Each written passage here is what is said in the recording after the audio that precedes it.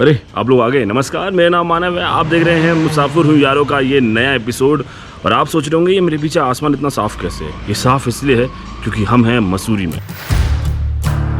हाँ जी, ये नया एपिसोड मसूरी से और आपके लिए। देखो, अपन मसूरी जा रहे थे तो हमने सोचा हम अकेले क्यों जाएं, आपको भी साथ लेकर जाएं।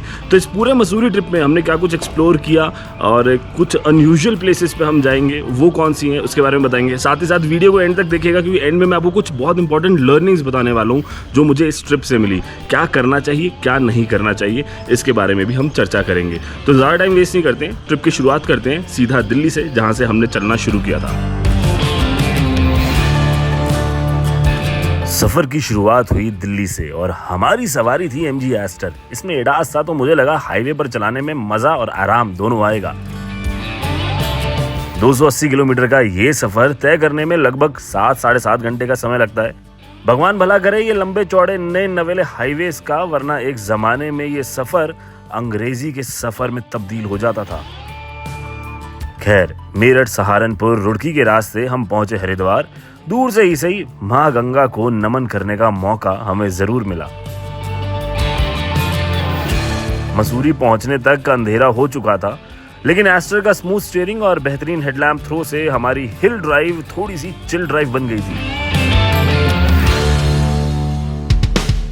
BNB पहुंचकर हमने आराम किया और अगली सुबह निकल लिए पहाड़ों की रानी मसूरी का दीदार करने। मुझे लगा था दिल्ली की गर्मी से बचकर पहाड़ों पर जाने का आइडिया सिर्फ मेरे ही चाचा चौधरी दिमाग में आया था, लेकिन यहाँ आकर पता चला लगभग आधी दिल्ली, 1/4 यूपी को यह आइडिया आ रखा है। मोटी मोटी बात यह है कि भाई भीड़ बहुत थी। खैर, हम पहुंचे अपनी पहली जगह, चार दुकान। ये लैंडौर में है। इस जगह को चार दुकान इसलिए कहा जाता है क्योंकि यहाँ पर एक जमाने में केवल 4 दुकानें होती थी, अब लेकिन 6-7 दुकानें हैं। इसके इतिहास में जाएंगे तो इस जगह को अंग्रेजों ने बनाया था अपने कैंटोनमेंट के रूप में। यहाँ पर आपको बहुत सारे कैफेज मिल जाते हैं जहाँ पर आप मैगी खा सकते हैं, पैनकेक खा सकते हैं, पास्ता खा सकते हैं, मोमोज खा सकते हैं, कोल्ड कॉफी भी पी सकते हैं और ये सब आपको काफी शांति के साथ मिलता है। कम लोग यहाँ पर आते हैं, इसलिए एक बार यहाँ जरूर जाइएगा। खैर, यहाँ से निकले और चलते हैं मॉल रोड की तरफ।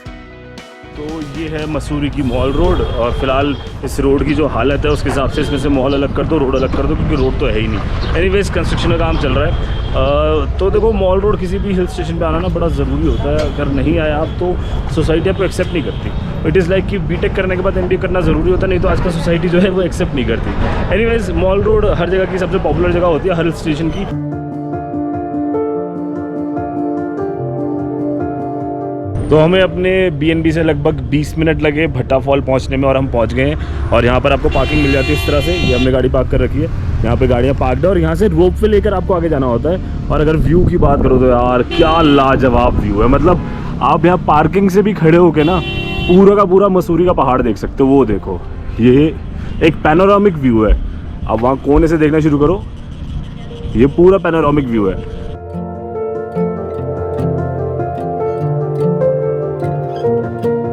ये हम आगे भट्टा फॉल टिकट काउंटर पे और इधर आपको बहुत सारे एडवेंचर और स्पोर्ट्स भी मिल जाते हैं। अब देखो, यहाँ पे लगा हुआ है टक्कर वाली गाड़ी भी है, रोपवे भी है, बोटिंग भी है, स्विमिंग वगैरह, ये सब चीज़ें भी आप कर सकते हो। तो भट्टा फॉल में यहाँ पर आप बोटिंग कर सकते हो।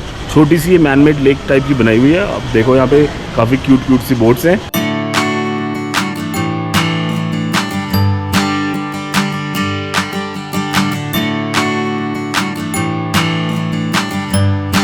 मैंने सोचा था कि नीचे से ही चला जाऊंगा, वापस ऊपर नहीं आऊँगा, लेकिन ये जो भट्टा वाटरफॉल है ये काफ़ी अट्रैक्ट करता है और मैं आगे तक आया देखने के लिए कि और क्या कुछ है मौजूद। यहाँ देखो आप, ये आप देख रहे हो, ये वाटरफॉल आ रहा है। यहाँ पर भी बेंचेस लगे हुए हैं। मसूरी की मुझे सबसे सुंदर जगह लगी। अगर आप चिल करना चाहते हो, रिलैक्स करना चाहते हो तो आप आराम से आओ यहाँ पर और यहाँ पर बैठो, खाओ पियो, ऐश करो। लेकिन ये हरकत मत करना जो लोगों ने कर रखी है। ये देखो आप, इतनी सारी गंदगी यहाँ पर फैलाई हुई है। भाई मत फैलाओ यार, पहाड़ अपने ही है, कहीं पराए मुल्क के थोड़ी है। और पराए मुल्क के भी हो तो उनको भी गंदा नहीं करना चाहिए।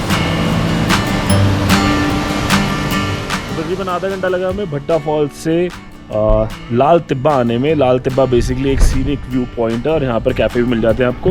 ये देखो, एक कैफ़े यहाँ पर है, ये सवॉय कैफ़े, और वो है लाल तिब्बा।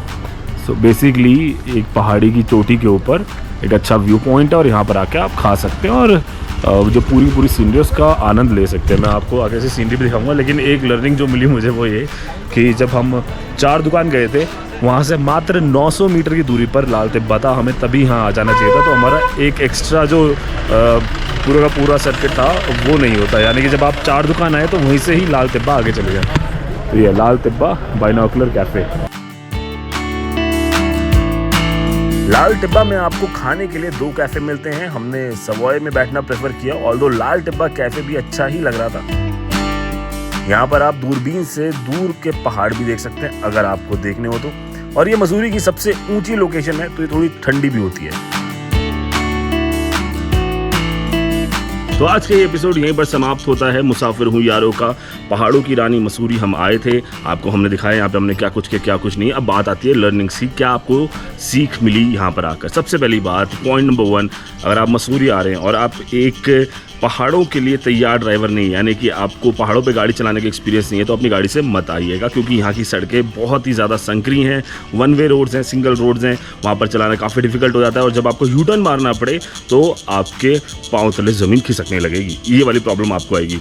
दूसरी बात, अगर आप गाड़ी से आ रहे हैं तो अपने होटल में या फिर अपने पीजी में, गेस्ट हाउस में, जहाँ पर भी आप रुक रहे हैं वहाँ पर गाड़ी पार्क कर दीजिए। यहाँ पर आपको स्कूटी या बाइक रेंट पर मिल जाएगी, उसको लेकर आप पूरे शहर को एक्सप्लोर करिए आराम से। तीसरी और बहुत इंपॉर्टेंट बात कि ये डेस्टिनेशन एक फैमिली डेस्टिनेशन, अगर आप परिवार के साथ आ रहे हैं तो आप ज़्यादा एंजॉय करेंगे, लेकिन अगर आप एक सोलो ट्रैवलर हैं या फिर आप एक यंगस्टर्स के ग्रुप में आ रहे हैं तो आई डोंट थिंक कि आपको इतना ज़्यादा मज़ा आएगा। बट स्टिल सबकी अपनी प्रेफरेंस होती है। अगर आपकी बकेट लिस्ट में मसूरी है तो भी आप ज़रूर आइएगा। चौथी और एक और ज़रूरी बात, मॉल रोड के आसपास स्टे अवॉइड करें, उससे थोड़ा दूर स्टे करें, सो दैट कि आप नेचर का जो पीस है ना, जो शांति है, उसे एंजॉय कर पाएंगे। जिस तरह से हम बादलोगंज में रुके थे, हमने यहाँ पर स्टे किया, उसके बाद यहाँ से तकरीबन 15-20 मिनट की दूरी पर मॉल रोड थी, तो वहाँ पर घूमने के लिए चले जाते थे।